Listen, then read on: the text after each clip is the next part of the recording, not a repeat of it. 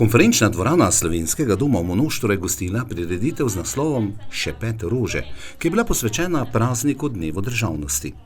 Slovesnost sta pripravila Generalni konzulat Republike Slovenije v Monoštru in Zveza Slovencev na Madžarskem in sta se je udeležila tudi minister za razvoj in evropsko kohezijsko politiko Aleksander Jevšek in državni sekretar na Ministrstvu za gospodarski razvoj in tehnologijo Dejan Židan. Slednji je bil tudi slavnostni govornik, ki je med drugim izpostavil. V zadnjih nekaj desetletjih smo kot mlada država veliko dosegli. Tega se pogosto premalo zavedamo in smo premalo na ta razvoj ponosni, ampak mi moramo biti na svojo državo ponosni. Ne gre samo za to, da smo polnopravni in upoštevan član naše skupnosti, to je Evropske unije. Gre zlasti za to, da za svojo idejo, za svojo požrtvovalnostjo in če hočete tudi za dobrimi idejami prispevamo, da se kot skupina narodov, da se kot skupina inštitucij razvijamo v boljšo pozitivno smer. Mi živimo v svetu, ki trenutno ni prijazen. Opazujemo, kako se struktura moči, globalna struktura moči spreminja. To ne bo razlog, da še bolj spoštujemo Evropsko unijo, katere del smo. Seveda pa se moramo zavedati izzivov, ki so pred nami.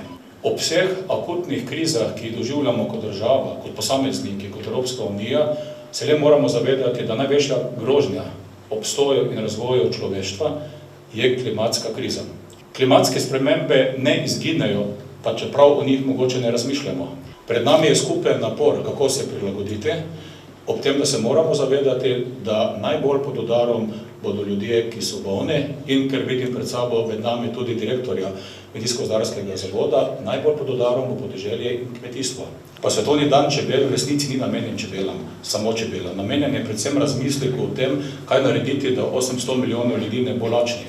In nam, slovenski državi, mednarodna skupnost priznava, da smo na tem področju najbolj napredni, hkrati pa da imamo veliko odgovornost do celega sveta. Govorimo o tem tudi zato, ker preradi pozabimo na svoje velike uspehe. Mi vemo, da Slovenke in Slovenci ne živijo samo v Republiki Sloveniji, živijo tudi v 4 sosednjih državah in marsikje drugje po svetu. Kakor vemo, da v naši državi med nami živijo številni pripadniki drugih narodnih skupnosti. In pametni narod, pametna država v tem vidi svojo prednost. Mi v Sloveniji se ves čas sprašujemo, kaj narediti, da se bo naša narodna skupnost v Porabijo počutila bolj varno, da ne samo, da bo obstala, ampak da se bo tudi razvijala. Enako pa se sprašujemo, kaj je naša dolžnost, da se bo sprejeta med nami počutila tudi madžarska skupnost, ki živi v Prekmurju, da se bo počutila, obstala in se razvijala. Zato se tokrat zelo veselimo projektov, ki bodo simetrično potekali na obeh straneh meje. V komunikaciji z madžarsko vlado želimo pokazati, da lahko z našimi spodbudami, z našo usmerjeno politično voljo dosežemo, da bomo naredili velik korak naprej. In jaz verjamem, da nam bo uspelo, samo pozitivna volja, optimizem mora biti prisotna. V kulturnem programu, ki je nastal po scenariju in v režiji Valentine Novak, višje svetovalke za šolstvo Slovenca na Madžarskem, so nastopili učenci in dijaki porabskih osnovnih in srednjih šol ter komorni pevski zbor Zveze Slovencev na Madžarskem. Ob tej priložnosti sta direktor Radia Slovenija Mirko Štular in direktor Radia Monošter Atila Bartakovič slavnostno podpisala pogodbo o programskem sodelovanju med Radio-televizijo Slovenija in Radiem Monošter.